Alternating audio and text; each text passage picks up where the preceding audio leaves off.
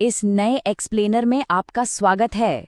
आज हम इतिहास के पन्नों से एक ऐसे शानदार दिमाग, बेखौफ इरादों और असाधारण जीवन की कहानी लेकर आए हैं जिसने सचमुच सब कुछ बदल कर रख दिया। हम बात कर रहे हैं नेताजी सुभाष चंद्र बोस की। तो चलिए बिना किसी देरी के सीधे उन ऐतिहासिक घटनाओं में गोता लगाते हैं जिन्होंने पूरे राष्ट्र को झकझोर कर जगा दिया था। तुम मुझे खून दो, मैं तुम्हें आज़ादी दूंगा। ईमानदारी से कहूं तो ये सिर्फ एक वाक्य नहीं है ना? ये वो ऐतिहासिक और जोशीला नारा है जिसने उस समय लाखों युवाओं के दिलों में मानव देशभक्ति की आग ही लगा दी थी। बस एक ही पुकार और पूरा देश जाग उठा। लेकिन सोचने वाली बात यह है कि इतने बड़े और क्रांतिकारी विचार की शुरुआत आखिर हुई कहाँ से? भाग 1, नेताजी का उदय। किसी भी महान नायक की कहानी समझने के लिए हमें उसकी जड़ों तक जाना ही पड़ता है। जरा इस सफर पर नजर डालिए। 1897 में कटक में जन्म हुआ, फिर 1920 में उन्होंने उस समय की सबसे कठिन आईसीएस परीक्षा पास की।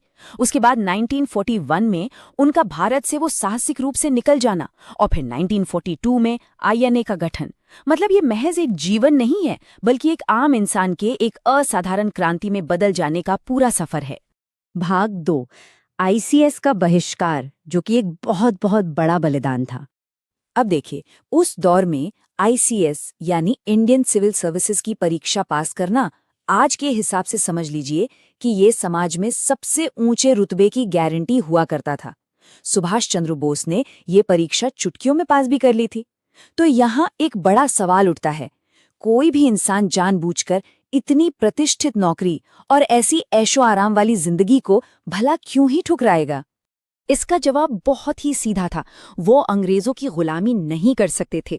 उनके लिए मातृभूमि की सेवा से बढ़कर दुनिया की कोई चीज नहीं थी। ये उनके जीवन का पहला और शायद सबसे बड़ा बलिदान था, जिसने ये साफ कर दिया कि उनका रास्ता सुख सुविधाओं का तो बिल्कुल नहीं था। वो पूरी तरह से देश के लिए समर्पित थे। भाग 3, एक अलग रास्ता यानी संघर्ष और कड़े संगठन का रास्ता। नौकरी छोड़ने के बाद उनके विचारों में बहुत तेजी से बदलाव आया। उस वक्त देश में एक तरफ मुख्य धारा की सोच थी जो पूरी तरह से शांतिपूर्ण विरोध पर टिकी थी, लेकिन दूसरी तरफ सुभाष चंद्र बोस थे जिनका दृढ़ विश्वास एकदम अलग था। उनका मानना था कि सिर्फ शांतिपूर्ण तरीकों से आज़ादी नहीं मिलने वाली है। उनका फंडा साफ था, जल्द आज़ादी के लिए कड़ा संघर्ष और एक मजबूत संगठन ही काम आएगा। अब इस अलग सोच का नतीजा क्या निकला? ब्रिटिश सरकार पूरी तरह से घबरा गई और उन्हें रास्ते से हटाने के लिए बार बार जेल में डाल दिया। पर यहाँ दिलचस्प बात यह है कि जेल की वो अंधेरी कोठरियां उनके इरादों को जरा भी डिगा नहीं पाईं। असल में हर बार वो जेल से पहले से कहीं ज्यादा मजबूत होकर बाहर आए। उनका संकल्प मानो आग में तपकर फौलाद बन गया था। भाग 4, आजाद हिंद फौज और उनकी वो कमाल की वैश्विक रणनीति। जब उन्हें लगा कि भारत के भीतर रहकर काम करना अब लगभग नामुमकिन हो गया है, तो उन्होंने एक ऐसा कदम उठाया जो किसी थ्रिलर से कम नहीं लगता। एक पठान का भेष बनाया और ब्रिटिश खुफिया एजेंसियों की आंखों में धूल झोंकते हुए वो चुपचाप देश से बाहर निकल गए।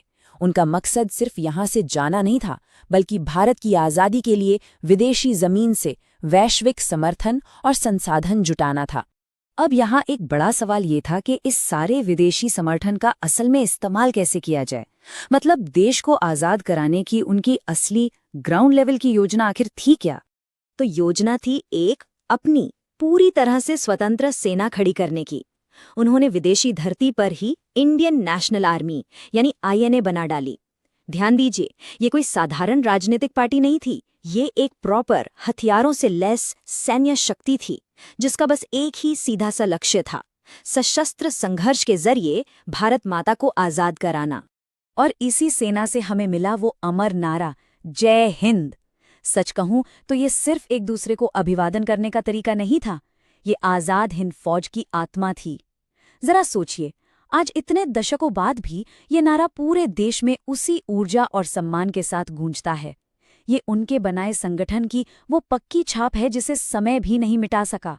भाग 5, एक अमर विरासत। वो विरासत जो हमेशा हमेशा के लिए प्रेरणा बन गई।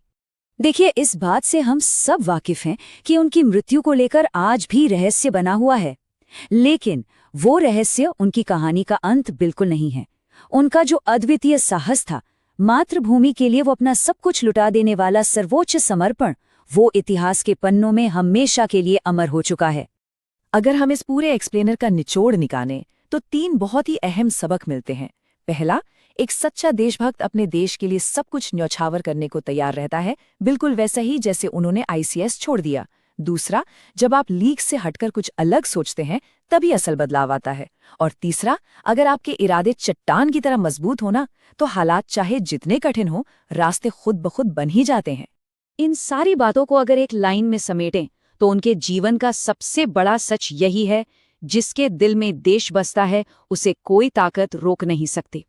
वाकई ये किसी भी इंसान की अजेय इच्छा शक्ति का सबसे बड़ा और जीता जागता प्रमाण है। तो जाते जाते हम सबको एक सवाल पर विचार करना चाहिए। अगर बीते कल में इतने मजबूत इरादों ने असंभव को भी संभव कर दिखाया था, तो आज के इस आधुनिक दौर में ऐसा ही अटूट संकल्प और क्या-क्या नए असंभव लगने वाले रास्ते खोल सकता है। जरा सोचिएगा इस बारे में। खैर, आज का ये एक्सप्लेनर हम यहीं खत्म करते हैं। हमारे साथ जुड़ने के लिए आपका बहुत बहुत धन्यवाद।